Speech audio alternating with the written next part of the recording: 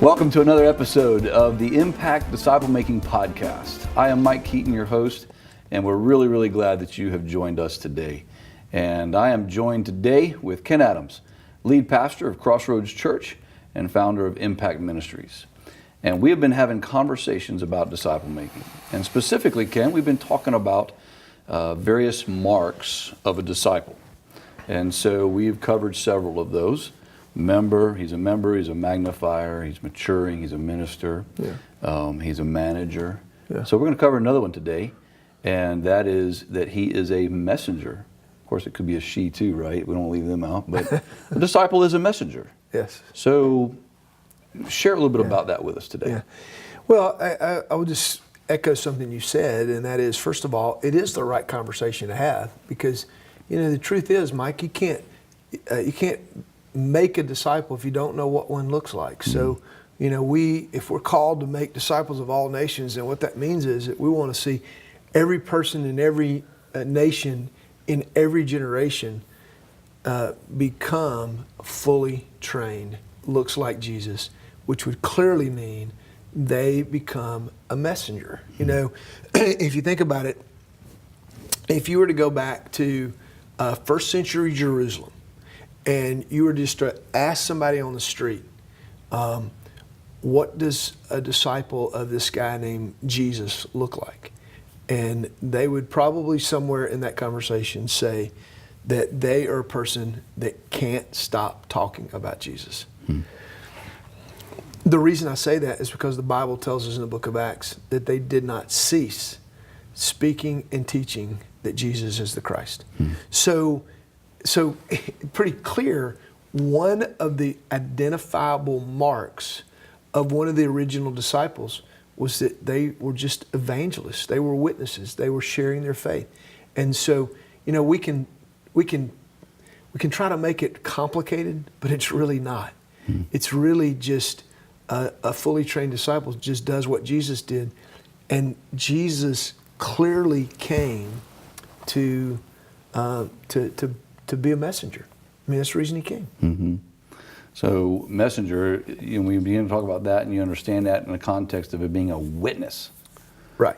A lot of times when people hear, I'm supposed to witness, that word witness can, cause them to have a little anxiety and freak out a little bit.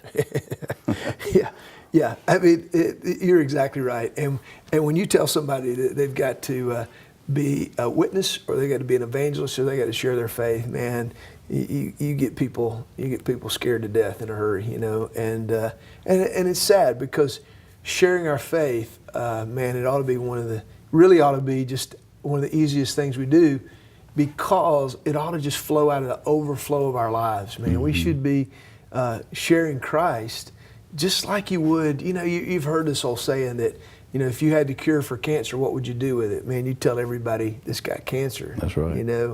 And that's not something you're scared to do. That's right. It's something you want to do. And so I think that's one of the things that has to happen is that we got to get back to teaching people that sharing your faith is not something to panic over. Sharing your faith is not something that has to become hard to do, or even that you have to be trained to do it. You just have to be taught really what you believe, so that you know what to share with people. That's right. When they ask. That's right. I know that would be true in my own life, in my own journey, is that when I learned how to witness and actually doing that, to be honest, nothing draws me closer to my relationship with God than being a witness.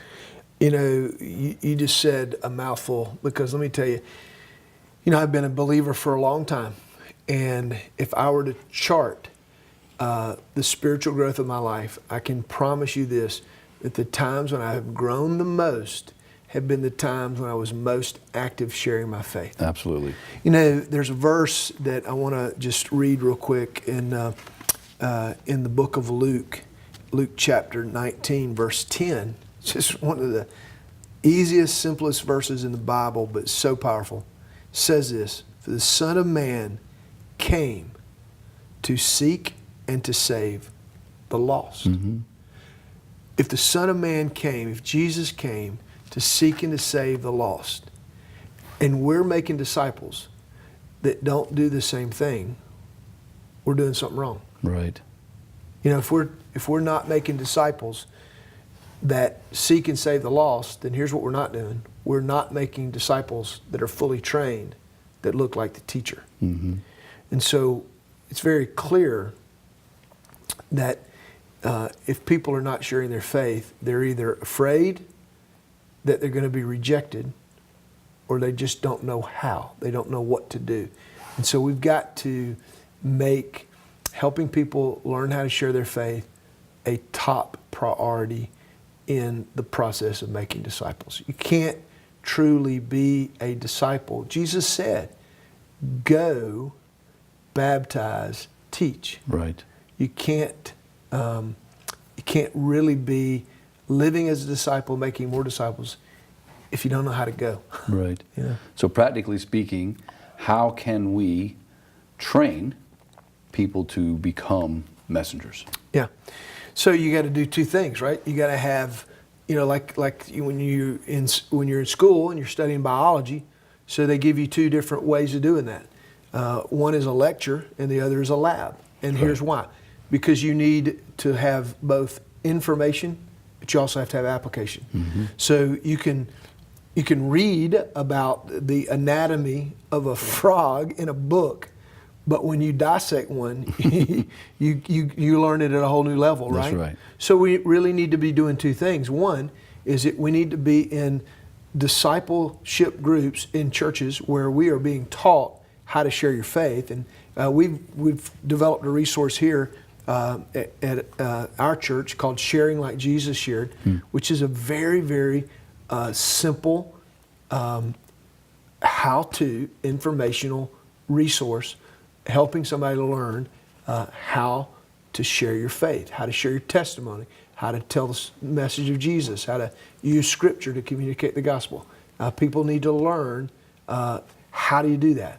But then we've taken it a step further, and we've are trying to create opportunities, and we're trying to create a plan in our local church to literally reach our world for Jesus Christ. Mm-hmm. And that means starting in your Jerusalem, moving to your Judea and Samaria, to the ends of the earth. And so we've also have a resource that our small groups use and our whole church uses called Reaching Our World, to try to help people take what they're learning in their own study time and in their own group time, but then literally going out. Yes. And we do all kinds of things in our church, everything from having organized serve days and having events and services that are geared to help them connect relationally, invite people to come and learn and hear the truth about Christ, and then even just helping people to find ways to serve other people and to help other people to know God's love in a very real and a very practical way. Very good. So we're trying our best to swing at it, as you say, oftentimes. Absolutely. Of doing both the lecture and the lab. Absolutely. The information and the application. Yeah. Excellent. Yeah. Very good. Well, appreciate it, Ken. Thank you so much for your sharing your wisdom with us today. And we appreciate you, as always, joining us here on the Impact Disciple Making Podcast. Hopefully this has been helpful for you. And as always, you can find more content like this, as well as these resources Ken shared today and many others at impactdisciples.com. And we'd love to see you visit that and get some help there for you in your context. Thanks for joining us today. We'll see you next time.